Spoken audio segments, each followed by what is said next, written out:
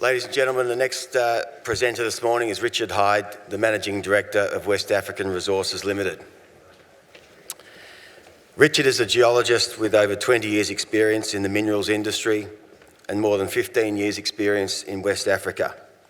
Richard has managed large exploration and development projects in a range of different geological environments in Australia, in Africa and Eastern Europe. He's consulted extensively to the mining industry as a senior consultant at RSG Global and Coffee Mining, based in West Africa and Australia. Richard is a founding director and shareholder of West African Resources. Ladies and gentlemen, please welcome Richard now. Thanks, Marcus. Thanks very much. Thanks also to the committee and congratulations to Miles and Sharon on their new investment in Diggers and Dealers. I love coming back here every year because it's a good chance to catch up with so many colleagues I've worked with over the last nearly 25 years in working in Western Australia originally before going over to West Africa. So this is our 10th Diggers in a row, our 4th Diggers as a presenter, and each year we've made huge strides. The story's changed rapidly. We've added a lot of value, and we're one of the few discovery stories that's had the opportunity to take a project from first drill hole all the way through to next year's going to be first bar of gold. We are certainly getting on with it. So there's just a disclaimer here. This will be on our website as well if anyone has any need to read this in more detail. So Linda and I have a little routine. We drive up on a Sunday, we stop in the pie shop on Bakers Hill, and we kind of talk all the way up about what we've been doing, and it's been a massive 12 months for us. So I thought what I might do is just recap on the last 12 months. So this time last year we just got into our funding process, and we got about 14 proposals from different financiers, banks and various groups. We culled those back to a banking syndicate of 4 and Taurus as a single lender. And that process was pretty intense. It ran from June right through to December. And at the end of that, we awarded the financing of WAF, the bulk of it, for Sembrado to Taurus in a $200 million US facility, very competitive terms. We also raised nearly $80 million last year in 2 tranches, and we broke that up into $35 million in May, and then we also raised another $43 million in December in an underwritten placement with Euros and Sprott. Following, while that process was going on, trying to keep the story alive, we got a bit bullish and we drilled a kilometre hole under M1 South. First hole we've drilled at that sort of depth, and we hit mineralisation. We hit 25 metres at 15 grams, sort of about 900 metres down hole. And in that was a nice high-grade zone of 5.5 metres at 40 grams. So this system's still alive. We've drilled enough to kind of keep us going for about 6 years. We will keep drilling, and certainly, following like a lot of the good Aussie miners who've been setting a standard, I think globally, like Northern Star's shown us how it should be done. You pick up assets with short mine lives, you drill the heck out of them, and all of a sudden, you've added a lot of mine life, and that's what we plan to do at Sembrado. In November, we awarded the engineering contract to Lycopodium for the process plant. We awarded the underground at Burncut, 2 excellent Australian contractors. We started major construction works in January, and we're about halfway through at the moment. And we drew our first debt in April, 4 months after we signed the deal with Taurus. In April, we also updated our feasibility study, which showed us we're going to be a significant producer. First 5 years of the project, well over 200,000 ounces per annum, and the first 12 months, just over 300,000 ounces per annum. June, July, we started de-risking our resources. We started putting out some excellent results from M5 and M1, drilling out the open pits on quite tight grids, because it's very important that we de-risk the resources early. And some highlights there: 27 at 14 at M5, and 27 at nearly 9 grams from M1 South. We're hitting consistent sort of thick zones of good mineralisation in both deposits. The big key part of de-risking was signing the mining convention just recently with the government of Burkina Faso. So we've all been backwards and forwards to Africa this year. I think I've had 6 African trips. I was home for April and I was home for June, basically. And just recently, we've awarded the open pit mining contract to Ausdrill. So there's a bit of a theme here. You can see that, we're partnering up with really high quality Australian contractors in Lycos, Burncut and Ausdrill. And we're fully committed to bringing, that technical expertise that we believe we have in Australia to West Africa. So currently the project's is fully funded. We're halfway through construction and we're progressing on time and on budget. So if there's one slide I want you to remember, this is the slide. So it kind of captures everything about West African. We were a discovery in 2016. So inside 4 years, we expect to be a producer, which I think is a very good achievement to not only drill, finance, build, and then execute. So that's what we're focused on.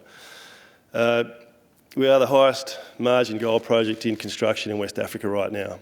And we're set to make a lot of cash in the first 3 or 4 years of the project, and we will keep drilling and adding more mine life to the underground portion of M1 South. We're on target for over 300,000 ounces in our first 12 months of full production. We're fully funded, we're unhedged, so we haven't put a hedge away yet, so that's actually probably more luck than good management, but it's certainly working in our favour at the moment.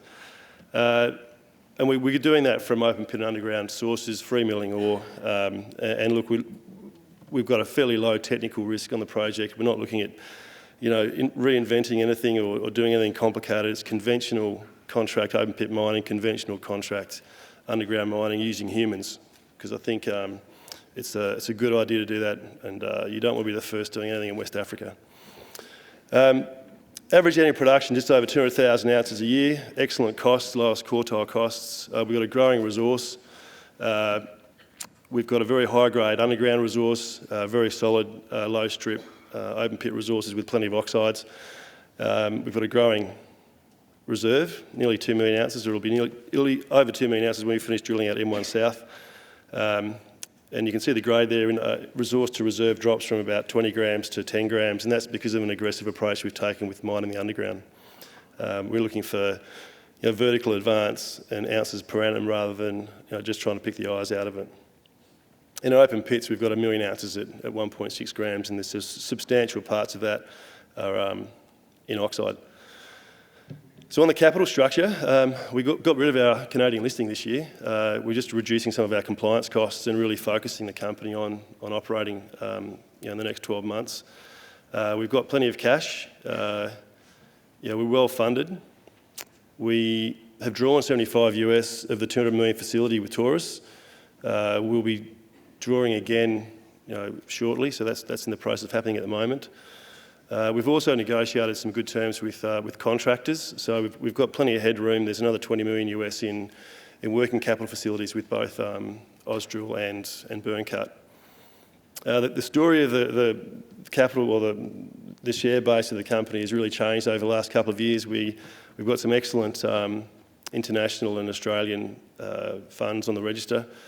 In VanEck, the Active Fund, Ellison, Regal, 1832 out of Toronto, and we've had a lot of support from those groups over the last few years when we've been raising money to fund a project the size of Sanbrado.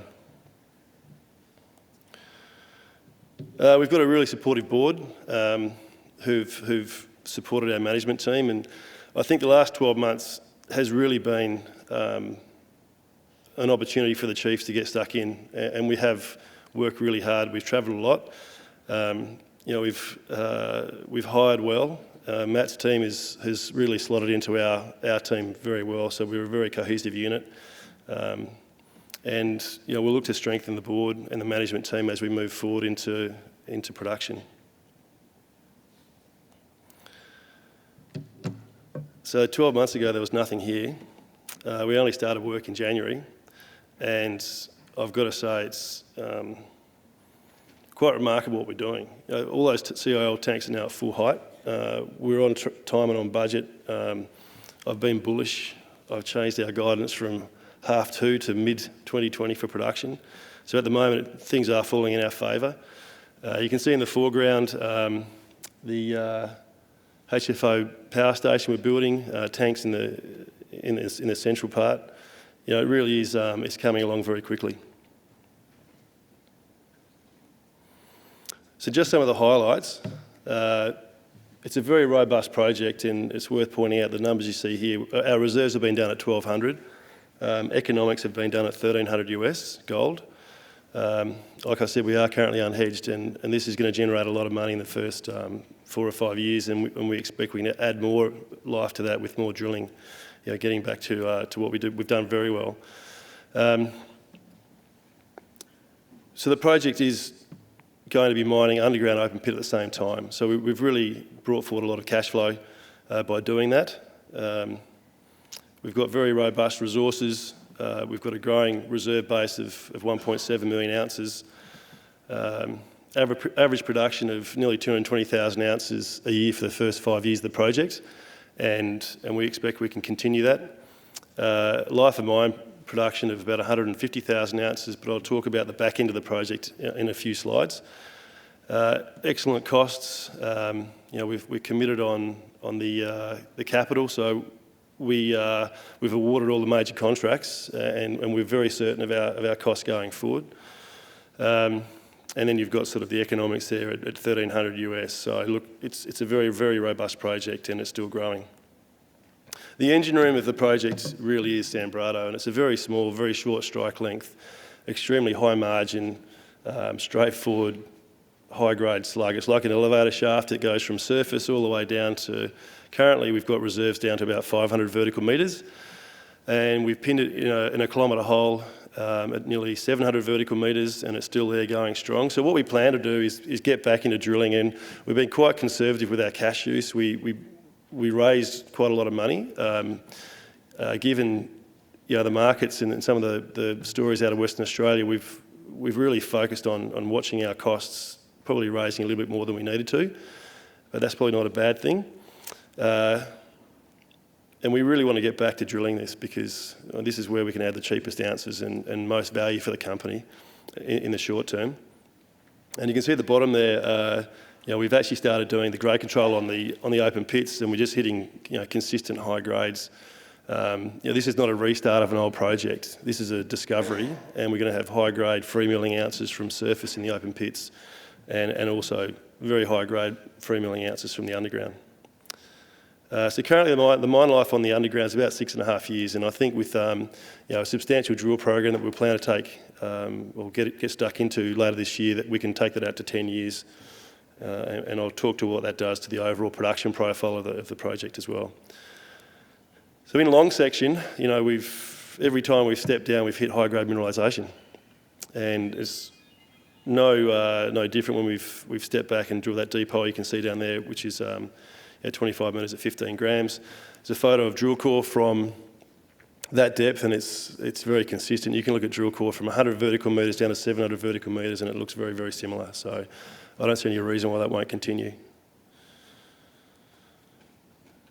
So M5 is really important because it allows us to build a big mine, a big process plant, and which allows us to really mine the underground aggressively. So we haven't sized the project based on the underground. It's been sized based on 10 years of open pit material out of M5. And you can see we've been stripping the waste around mineralisation. So mineralisation from surface, that proud sort of strip is ore, and we'll be moving straight into that, hopefully mobilising Ausdrill later this year, and we'll start open pit mining in January. Again, huge slabs of oxide from surface, plus 2 or 3 grams. So we don't see any issues at this stage ramping up on material from M5. That'll form the early part of our production profile. It's a substantial resource, over 2 million ounces, provides about 10 years worth of open pit material. It's very sensitive to gold price, so with the increase in gold price, the northern end of M5, where it's lower grade actually and low strip ratio, a lot more ounces do come into it. But we're going to stick with 1,200 US reserves for quite a while. We don't really need to think about any serious pit cutbacks or stages until probably about 2022.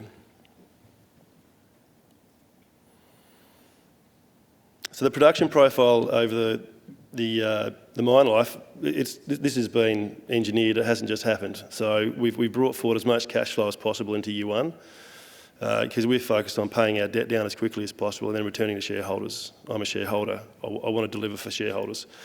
You can see that there's multiple sources of mineralisation or ore, and you can see where the underground currently stops, and we're quite confident that we can backfill the end of the mine life with more underground material from M1 South.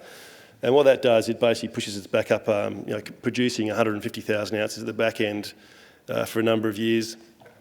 And it makes this project it'll be a plus 200,000 ounce a year, 10-year project when we finish drilling it off.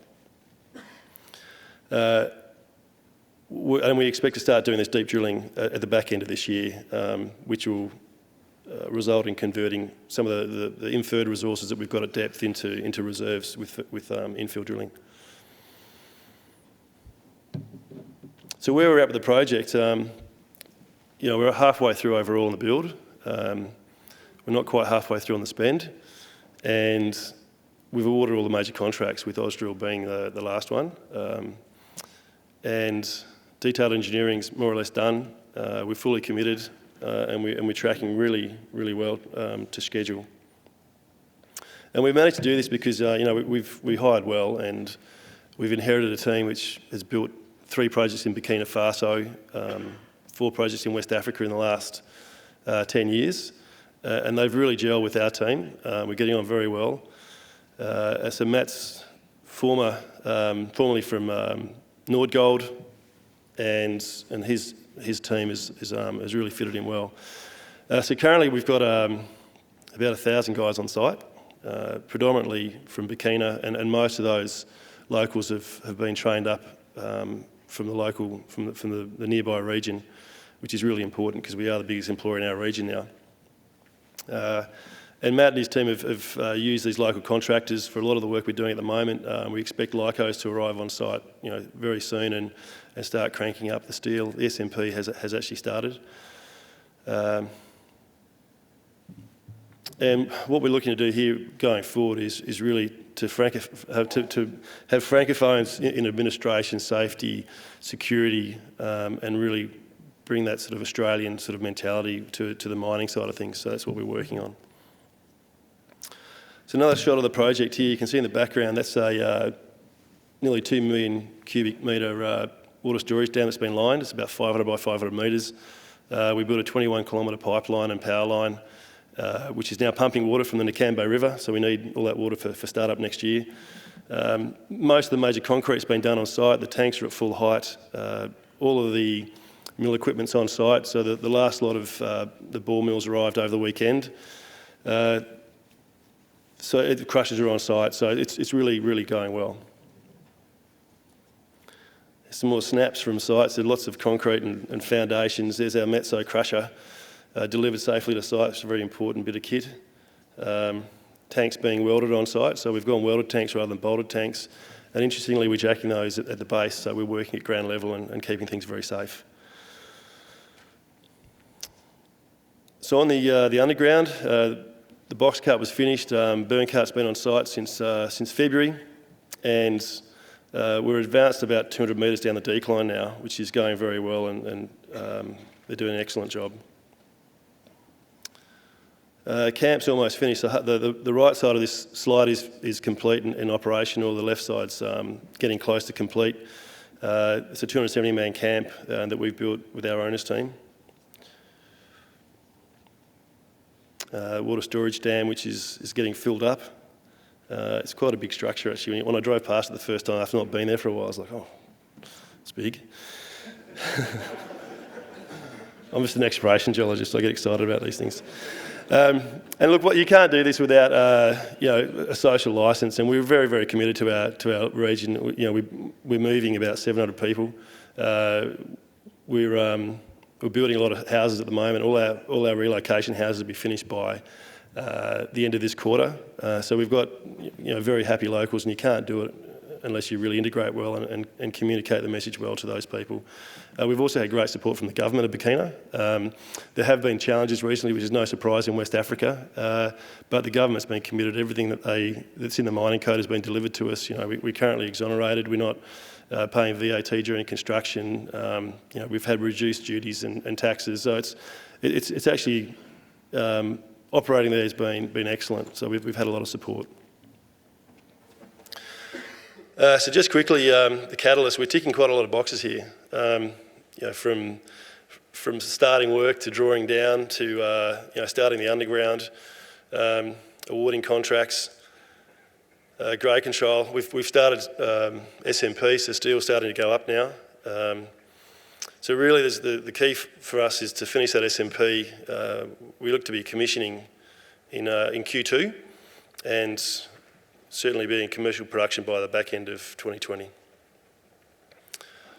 So just finally, again, this is sort of very similar to the last slide, but to do this all within 4 years from discovery, I think it's a remarkable achievement. And we're looking forward to coming back to Diggers and Dealers next year as a producer. Thank you very much for your time.